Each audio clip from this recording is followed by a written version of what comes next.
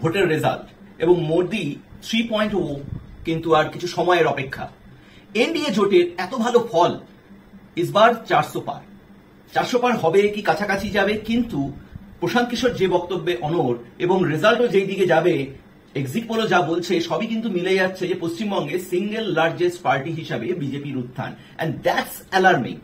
কিন্তু যদি গোটা ভারতবর্ষের চিত্র ধরি এবং গোটা পশ্চিমবঙ্গের চিত্র ধরি, তাহলে বিরোধীরা ইন্ডিয়া জোট যেটাকে নিয়ে বলা হয়, তাহলে তাদের স্ট্র্যাটেজিতে কোনখানে ভুল ছিল যে এরকম হারের সম্মুখীন হতে পারছে যে পশ্চিমবঙ্গের যে শাসক দল সেও লোকসভায় কম আসন পেতে পারে।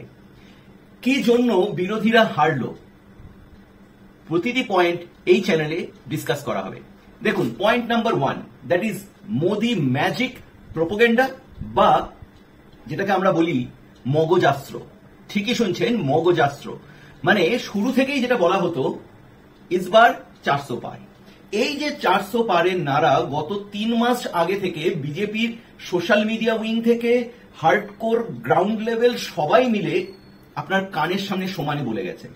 এই বলতে বলতে আমরা জানি কোনো কথা যদি আপনার সামনে কন্টিনিউয়াস বলা হয় তো একটা সময় আপনিও সেটা বিশ্বাস করতে শুরু করবেন, আর তারই আসার পড়ে গেছিল কিন্তু বিরোধীদের প্রচারে। থার্ড ফেজ অব্দি তারা কিভাবে প্রচার করছিল, মোদি এবার 400 পাবে না, তারা এটা প্রচার করছিল। কেন? ইমাজিন সে তার ইলেকশন ক্যাম্পেইনে গিয়ে মোদি 400 পাবে কি পাবে না সেই পয়েন্টটাকে তুলে ধরছে। কেন ভাই, তুমি কি কি কাজ করেছো, তুমি কি কি কাজ করতে চলেছো, তুমি সেটাকে বলো না। এই যে মোদি 400 পাবে কি পাবে না এই দ্বন্দ্বে তুমি ফেসে গেলে, আলটিমেটলি এখানেই কিন্তু মোদিজির জিত। আর এটাই বলা হয় মগজাস্ত্র, যে কোনো জিনিস আপনার মাথায় সকাল বিকাল রাত্রি সবসময় যদি কোনো ফোর্স থেকে বিভিন্ন অ্যাঙ্গেল থেকে ঢোকানো হয়, একটা সময় আপনি সেটা মানতে শুরু করবেন। আর বিরোধীরাও এটা বুঝে গেছিল, 3টে ফেজ পর্যন্ত তারা বোঝেইনি যে এটা এক ধরনের মগজাস্ত্র। তারপরে যখন তাদের রিয়ালাইজ হয়েছে ততক্ষণে কিন্তু অনেকটা ভোট হয়ে গেছে। প্রথম কারণ হারের হচ্ছে মোদি এইবার 400 পার করবে, এটাকে সবাই খুব সিরিয়াসলি মন থেকে নিয়ে এটার উপরে এগেনস্টে প্রচার শুরু করে দিয়েছে রাদার দেন নিজের কাজ হিসেবে। সেকেন্ড, যদি পশ্চিমবঙ্গে বলা হয়, পশ্চিমবঙ্গে তৃণমূল কংগ্রেস হচ্ছে এখানকার শাসক দল, এবং এই শাসক দল হওয়াটাই তার কাছে কিন্তু কাল হয়ে দাঁড়ালো। কারণ আমার যেটা মনে হয়েছে বারবার বিভিন্ন ভিডিওগুলোকে দেখে, যে আমরা এটা করব, আমরা ওটা করব, বা কোশ্চেনগুলো উঠে এসেছে শাসক দল এটা করছে, এখানে একটা ডিফারেন্সিয়েট করে দেওয়া উচিত ছিল মানুষের মধ্যেও। অ্যাকচুয়ালি আজ থেকে 10-12 বছর আগেও, তৃণমূল জমানার আগেও আমি নিজে এটার অভিজ্ঞতা করেছি, যে যখন সিপিএম ছিল তখন গ্রামের মানুষের কাছে আজ থেকে 12-13 বছর আগে তো এতভাবে তো ইলেকট্রনিক্স ডিভাইস পৌঁছায়নি, এত তো মোবাইল পৌঁছায়নি। তাদের বোঝাতো এই ভোটে যদি এটা না হয় তাহলে কিন্তু বুদ্ধদেব ভট্টাচার্য চলে যাবে, যেটা তোমার প্রিয় মানুষ। তো মানুষ না লোকসভা আর বিধানসভাকে গুলিয়ে ফেলত। সমাজ বদলেছে, যুগ বদলেছে। আজকে বলুন, তৃণমূলের কোন লিডার মঞ্চে দাঁড়িয়ে যে আমরা ক্ষমতায় আসলে পরে দেশে এই জিনিস হবে সেটা বলেছে? রাদার দেন স্টেটে তারা কি কি দিয়েছে, লক্ষ্মীর ভান্ডার থেকে শুরু করে সবকিছু, তারা সেগুলোর প্রচার করেছে। ভাই, এটা বিধানসভা ইলেকশন নয়, এটা লোকসভা।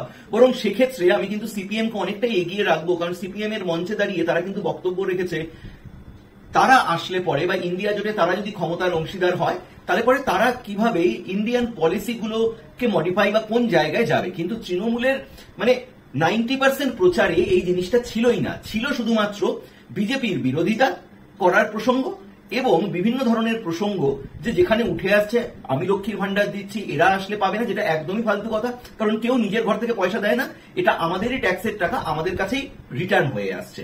খালি স্ট্র্যাটেজিটা বানাচ্ছে গভর্নমেন্ট, তার জন্য অবশ্যই হ্যাটস অফ, যে গভর্নমেন্টই বানাচ্ছে মানুষের পাশে থাকছে। কারণ ভারতবর্ষের অবস্থা হচ্ছে এখন এই জায়গায় দাঁড়িয়ে গেছে, লোকসভা বলুন, বিধানসভা বলুন, বা স্টেট বলুন, বা সেন্ট্রাল বলুন, যদি এই দুটো পার্টি বলে দেয় যে আমরা হাত উঠিয়ে নিলাম মানুষের মাথার উপর থেকে, রেশন থেকে, অঙ্গনওয়াড়ি থেকে শুরু করে, যে কোনো লক্ষ্মীর ভান্ডার থেকে শুরু করে, বা আয়ুষ্মান থেকে শুরু করে, আমরা কিচ্ছু দেবো না, দেশে দুর্ভিক্ষ নেমে আসবে। তো এটা একদম অবাস্তব জিনিস, এটার সম্বন্ধে আলোচনা করা উচিতই না। কারণ সব পলিটিক্যাল পার্টি মানুষের সাথে থাকতে চায়, মানুষের হয়ে কাজ করতে চায়। কিন্তু ইস্যু ভিত্তিক হওয়াটা খুব জরুরি ছিল। আজকে তৃণমূলের কটা লিডার মঞ্চে দাঁড়িয়ে বলেছে যে আমরা যদি আসি ক্ষমতায় সেনাবাহিনীর জন্য এটা করব, আমাদের ইন্ডিয়া জোট আসলে সেনার জন্য এতটা ধরা থাকবে বাজেট।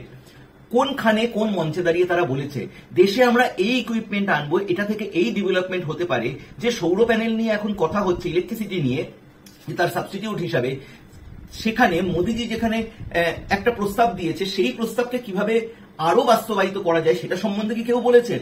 এই যে বেসিক পয়েন্ট, রুটি কাপড়া মকান, এবং এটা পুরোপুরি আপনারা ভুলে যাচ্ছিলেন এটা লোকসভা ইলেকশন। আমি এরকম অনেক মানুষকে চিনি যারা কলকাতার বাসিন্দা বা পশ্চিমবঙ্গের বাসিন্দা, they are very happy with Trinamool progress, এবং যদি বিধানসভা ভোট হয় তারা তৃণমূলকে ভোট দেবে, কিন্তু যখন লোকসভা ভোট হয় তখন তারা কিন্তু বিজেপিকে দেবে। কারণ এটা বলতে কোনো অস্বীকার করা যায় না, বিজেপি একমাত্র যে জম্মু কাশ্মীরের আইডিওলজিটাকে ইন্টিগ্রেটেড করেছে। 370 হাঁটানো একটা বিশাল বড় স্টেপ ছিল, এবং কংগ্রেস জমানো থেকে কিভাবে জিনিসটা এসছে আমরা সবাই জানি। এটা কিন্তু গোটা দেশকে জোড়ার যে অখণ্ড ভারতের স্বপ্ন, আজকে সবার আগে হচ্ছে আমরা ভারতীয়। আমি বাঙালি হতে পারি, আমি উড়িয়া হতে পারি, আমি খ্রিস্টান হতে পারি, বা আমি মণিপুরের হতে পারি, সেই জায়গা কিন্তু রয়েছে। এবং আজকে অরুণাচল প্রদেশে বিজেপি এসছে। অবশ্যই আমি দেখেছি কিছু কিছু পলিটিক্যাল পার্টি বাইট দিয়ে বলেছে যে ওখানে কিন্তু চায়নার প্রচুর গন্ডগোল রয়েছে, আপনারা ব্যাপারটা দেখবেন। দিস ইজ দ্য পয়েন্ট, হচ্ছে ইউনাইটেড ইন্ডিয়া। এই ইউনাইটেড ইন্ডিয়ার পয়েন্টটাকে বাস্তবায়িত করতে গিয়ে যে দলগুলো রয়েছে না ইন্ডিয়া জোটে, তারা এতটাই রিজনাল ভিত্তিক, তারা আলোচনাটা করেছে রিজনাল ভাবে। তারা যখন বলছে, তারা গুলিয়ে ফেলছে এটা বিধানসভা না লোকসভা, এবং এতটা তারা কনফিউজ করেছে যে একটা সময় বিজেপিও লক্ষ্মীর ভান্ডারের মতন আরেকটা স্কিমের কথা বলে দেয়, কারণ তাকে ময়দানে থাকতে গেলে বলতে হবে। কিন্তু এই ভোটে তাদের পরিকল্পনা কি হওয়া উচিত ছিল? দেশ নিয়ে কথা বলা।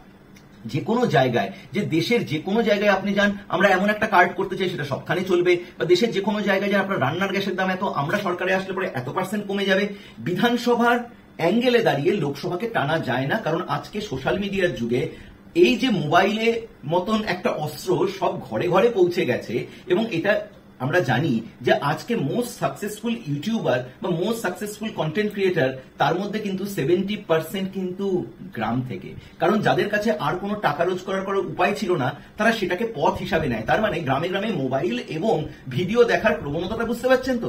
তো they can easily differentiate between Lok Sabha election and Vidhan Sabha election.